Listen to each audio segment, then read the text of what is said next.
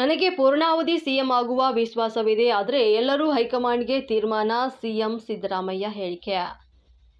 ನನಗೆ ಪೂರ್ಣಾವಧಿ ಸಿಎಂ ಆಗಿ ಮುಂದುವರಿಯುವ ವಿಶ್ವಾಸವಿದೆ. ಆದರೆ ಅಂತಿಮ ತೀರ್ಮಾನ ಹೈಕಮಾಂಡ್ ನಿರ್ಧಾರರಂದು ಮೈಸೂರಿನಲ್ಲಿ ಸಿಎಂ ಸಿದ್ದರಾಮಯ್ಯ ಹೇಳಿಕೆಯನ್ನು ನೀಡಿದ್ದಾರೆ. ದೇವರಾಜು ಅರಸು ದಾಖಲೆ ಮುರಿದು ವಿಚಾರಕ್ಕೆ ಪ್ರತಿಕ್ರಿಯಿಸಿದ ಅವರು, ನನಗೆ ದಾಖಲು ಮುರಿಯಬೇಕು ಅಂತೇನಿಲ್ಲ. ಇದೊಂದು ಕಾಕತಾಳೀಯ. ದೇವರಾಜು ಅರಸು ಕಾಲಘಟ್ಟ ಬೇರೆ, ನನ್ನ ಕಾಲಘಟ್ಟನೇ ಬೇರೆ. ಜನರ ಆಶೀರ್ವಾದದಿಂದಾಗಿ ಸುದೀರ್ಘ ಸಿಎಂ ಆಗಿದ್ದೇನೆ. ದೇವರಾಜು ಅರಸು ಎಷ್ಟು ವರ್ಷ ಎಷ್ಟು ತಿಂಗಳಾಗಿದ್ರು ಅನ್ನೋದು ಗೊತ್ತಿಲ್ಲ. ಎಲ್ಲ ಜನರ ಆಶೀರ್ವಾದ ಅಷ್ಟೇ ಅಂತ ಹೇಳಿದ್ರು. ಎಷ್ಟು ದಿನದ ರಾಜಕೀಯ ಖುಷಿ ಕೊಟ್ಟಿದೆಯಾ ಎಂಬ ಪ್ರಶ್ನೆಗೆ ಉತ್ತರಿಸಿದ ಅವರು, ಜನರ ಕೆಲಸ ಮಾಡುವುದು ಖುಷಿ ವಿಚಾರವೇ. ಬಡವರ ಸೇವೆ ಮಾಡಬೇಕು. ಅವಕಾಶ ಸಿಕ್ತು, ಶಾಸಕ ಆದೆ, ಮಂತ್ರಿ, ಸಿಎಂ ಎಲ್ಲ ಆದೆ ಅಂತ. ದೇವರಾಜು ಅರಸು ಕಾಲಘಟ್ಟ ಬೇರೆ ಅಂತ ಹೇಳಿದ್ರು. ನನ್ನ ಕಾಲಘಟ್ಟವೂ ಕೂಡ ಬೇರೆ. ಸಮಾಜದಲ್ಲಿ ಅಸಮಾನತೆ ಇದೆ. ಅದು ಹೋಗುವವರೆಗೂ, ಎಲ್ಲರಿಗೂ ನ್ಯಾಯ ಸಿಗುವವರೆಗೂ ಹೋರಾಟವನ್ನ ಮಾಡುತ್ತೇನೆ ಎಂಬ ವಿಶ್ವಾಸವನ್ನ ವ್ಯಕ್ತಪಡಿಸಿದ್ರು. ಬಳ್ಳಾರಿ ಪ್ರಕರಣ ಪ್ರತ್ಯೇಕ ತನಿಖೆ ವಿಚಾರ ಗೃಹ ಸಚಿವ ಜೊತೆ ಮಾತನಾಡಿದ್ದೇನೆ. ತನಿಖೆಯನ್ನು ನಡೆಸ್ತಾ ಇದೆ. ಕೆಲವರನ್ನ ಅರೆಸ್ಟ್ ಮಾಡಿದ್ದಾರೆ. ರಿಪೋರ್ಟ್ ಬರಲಿ. ಬಿಜೆಪಿ ಜೆಡಿಎಸ್ ಕಾನೂನು ರೀತಿ ಮಾತನಾಡಲ್ಲ.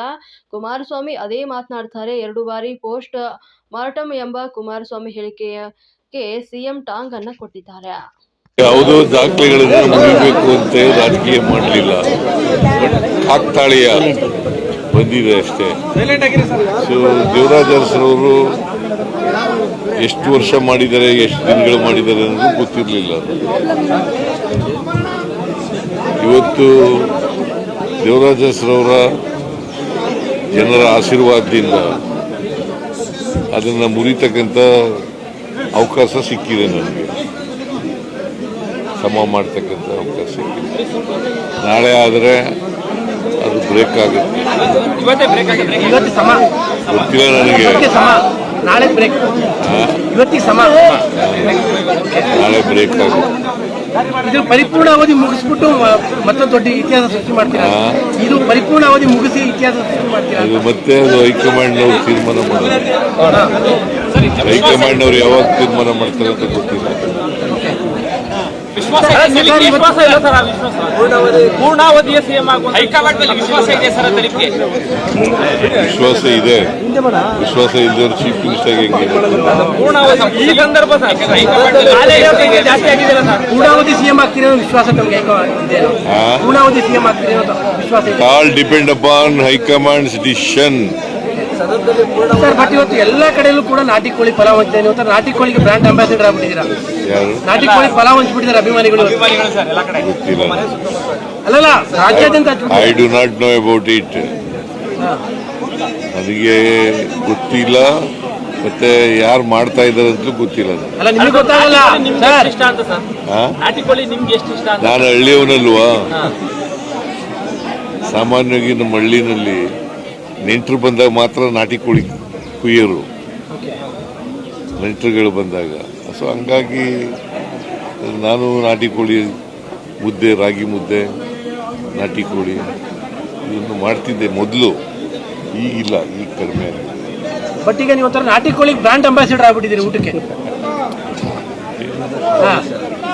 ಹಳ್ಳಿಯಿಂದ ಬಂದವರು ಬಹಳ ಜನ ಹಿಂಗೆ ಈ ಥರ ನನ್ನ ರೀತಿಯಲ್ಲೇ ಮಾಡ್ತಾರೆ.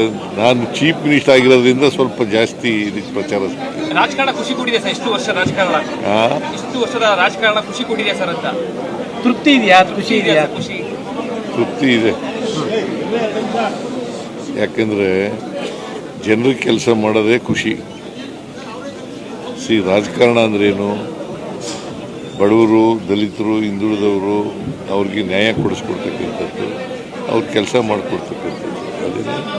ಬಟ್ ಯಾವತ್ತಾದ್ರೂ ಅನ್ಕೊಂಡಿದ್ರ ಸರ್ ಈ ತರದೊಂದು ರೆಕಾರ್ಡ್ ಮಾಡಬಲ್ಲೆ ನಾನು ಒಬ್ಬ ಸಿದ್ದರಾಮಯ್ಯನಿಂದ ಬಂದ್ಬಿಟ್ಟು? ನಂಗೆ ಗೊತ್ತೇ ಇಲ್ಲ. ನಾನು ಬಹಳ ಹೆಚ್ಚಂದ್ರೆ ಒಂದು ಸಾರಿ MLA ಆಗಬೇಕು ಅಂತ ಅನ್ಕೊಂಡಿದ್ದೆ. MLA ಆದೆ, ಆಮೇಲೆ ಅವಕಾಶಗಳು ಸಿಕ್ತು. ಮಂತ್ರಿ ಆದೆ, ಡೆಪ್ಟಿ ಚೀಫ್ ಮಿನಿಸ್ಟರ್ ಆದೆ, ಲೀಡರ್ ಆಫ್ ದಿ ಅಪೋಸಿಷನ್ ಆದೆ, ಮುಖ್ಯಮಂತ್ರಿನೂ ಆದೆ. ಹೀಗೆ ಅವಕಾಶಗಳು ಬಂದಿದ್ದಾವೆ, ಮಾಡಿದ್ದೀನಿ. ದೇವರಾಜ ಅರಸು ಕೂಡ ಮೈಸೂರಿನವರೇ ಸರ್, ನೀವು ಮೈಸೂರಿನವರೇ. ಹಾಗಾಗಿ ಮೈಸೂರಿನಿಂದಲೇ ಈ ರೀತಿಯಾದ ದೀರ್ಘಾವಧಿಯ ಸಿಎಂ ಅಂತೇಳಿ ಒಂದು ದಾಖಲೆ ಸರ್. ಮೈಸೂರಿಗೆ ಅವರು ಮೈಸೂರಿನವರು, ನಾನು ಮೈಸೂರಿನವರು. ಆದರೆ ಕಾಲ ಬೇರೆ ಬೇರೆ. ಕಾಲಘಟ್ಟ ಇದೆಯಲ್ಲ, ಅವರಿದ್ದಂಥ ಕಾಲ 72ರಿಂದ 80ರವರೆಗೆ ಇದ್ದರು ಅವರು. ನಾನು 2 ಟರ್ಮ್ ಇದ್ದೀನಿ, 83ರಿಂದ 2013ರಿಂದ 18ರವರೆಗೆ, ಮತ್ತು 2023ರಿಂದ ಇಲ್ಲಿವರೆಗೆ ಇದ್ದೀನಿ. ಮುಂದೆ ಹೈಕಮಾಂಡ್ನವ್ರು ಏನು ತೀರ್ಮಾನ ಮಾಡ್ತಾರೆ ನೋಡ್ಕೊಂಡು.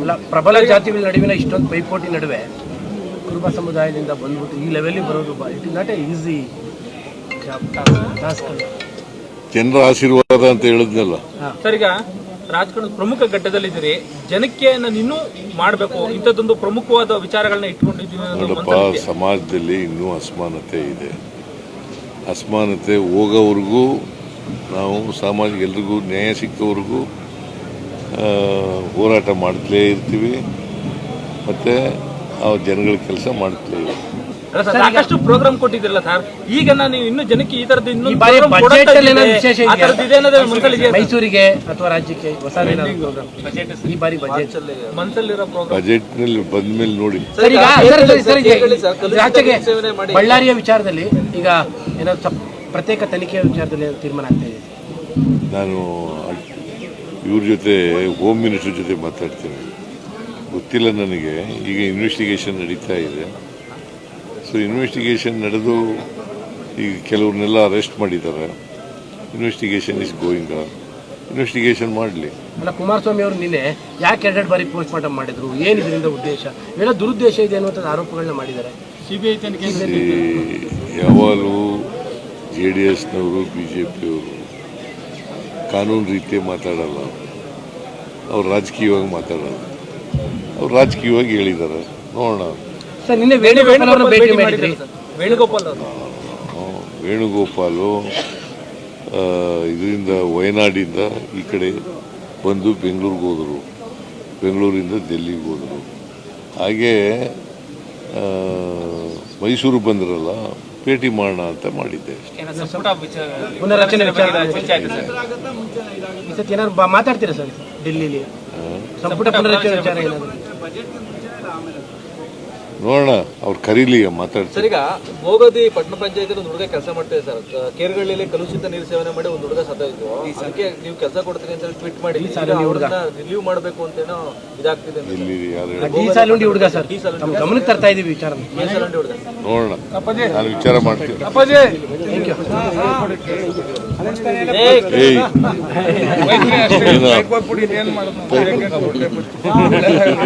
ಮುದ್ದುಂಡಿಯವನು ಇಷ್ಟು ಇನ್ನೇನು ಇಲ್ಲ ಹೋಗೋದೇ.